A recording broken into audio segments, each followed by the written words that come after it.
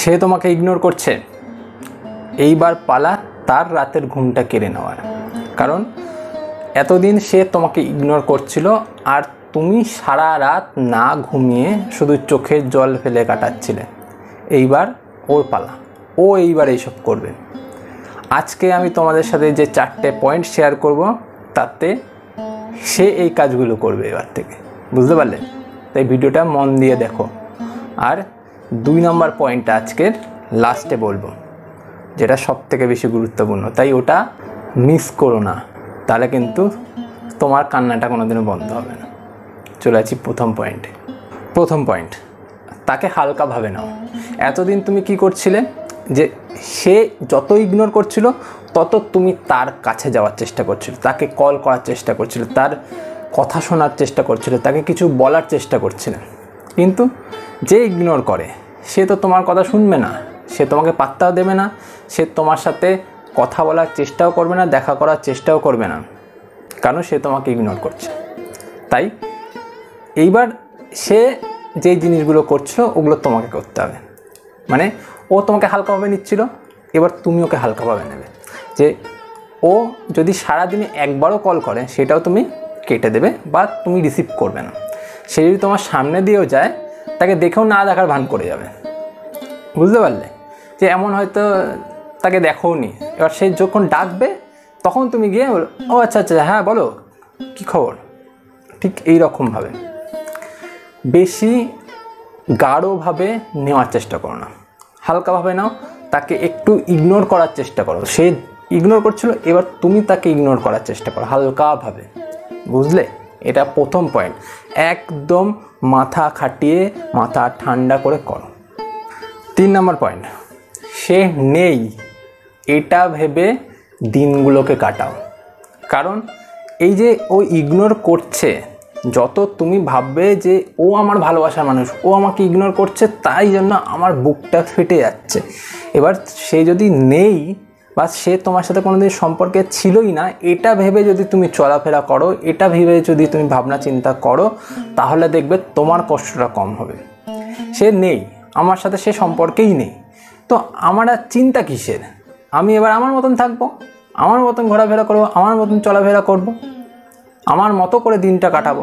সে নেই, সে নেই বলে কেমন মরে যাবো নাকি? না, সে নেই তো নেই, এইরকম ভেবে দিনগুলোকে কাটাও। যদি সে কল করে, 5টা কল করলে 1টা কল রিসিভ করবে, তাও 2-3 মিনিট কথা বলবে, তারপর বলবে আমার একটা কল আসছে, আমি এখন রাখছি, পরে কথা বলছি।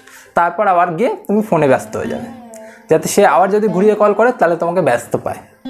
বোঝা গেল? সে নেই এইরকমভাবে একটা ট্রিটমেন্ট দাও তাকে, তাহলে সে শিক্ষা পাবে। 4 নম্বর পয়েন্ট, অ্যাভেলেবেল কম হও।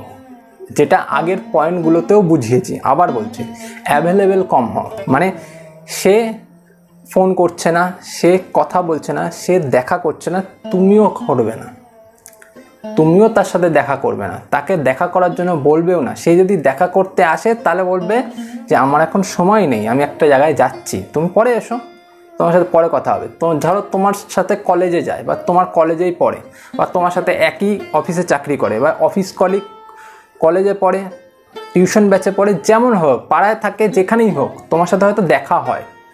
দেখা হলে তার সাথে এমন একটা ভাব করবে যাতে ঠিক আছে, ক্যাজুয়াল একটা দেখা হলো, হাই হ্যালো, তুমি চলে গেলে নিজের কাজে গিয়ে তুমি দরকার পড়লে ওর চোখের সামনে থেকে দূরে গিয়ে তুমি লুকিয়ে থাকবে কোথাও, তাও তার সাথে দেখা করবে না। অ্যাভেলেবেল কম হবে, তার কল কম তুলবে। তার সাথে যদি কলে কথাও বলো 2 থেকে 3 মিনিট, ঘন্টার পর ঘন্টা কথা বলার কোনো দরকার নেই। অ্যাভেলেবেল কম হোক, তাহলে সে শিক্ষা পাবে, তার মাথার ঘুম এবার উঠতে শুরু করবে। কিন্তু নাহলে কিন্তু তুমি যদি সেমটা করে যাও যে সেই ইগনোর করছে আর তুমি তার কাছে যাওয়ার চেষ্টা করছো, তাহলে কিন্তু সব বিফলে হয়ে যাবে। বোঝা গেল? আজকের সেকেন্ড পয়েন্ট আর সবথেকে গুরুত্বপূর্ণ পয়েন্ট এটাই আজকের, যেটা হলো সে যখন তোমার সাথে দেখা করতে চাইছে না, তোমাকে ইগনোর করছে, তোমাকে ভালোবাসছে না, তোমার সাথে কথা বলছে না, যাচ্ছে তো না তাই ব্যাপার করছে, এইবার তোমাকে কি করতে হবে, হঠাৎ করে তোমার সৌন্দর্যটা একটু বাড়িয়ে তুলতে হবে, তোমার ড্রেসিং সেন্সটা একটুখানি এনহ্যান্স করতে হবে, তোমাকে একটুখানি অন্যরকমভাবে সাজতে হবে। তোমার হয়তো চুলের কাটিং একরকম, তুমি অন্যরকমভাবে কাটবে, এবার এই রকম করে তুমি একটু আলাদা রকমের সৌন্দর্য আনলে নিজের ভেতর। এইবার একটা অন্য জেন্ডারের মানুষ যাকে সে চেনে না তার সাথে ফটো তুলবে, এমন একটা জায়গায় গিয়ে ফটো তুলবে যেখানে হয়তো পার্ক আছে।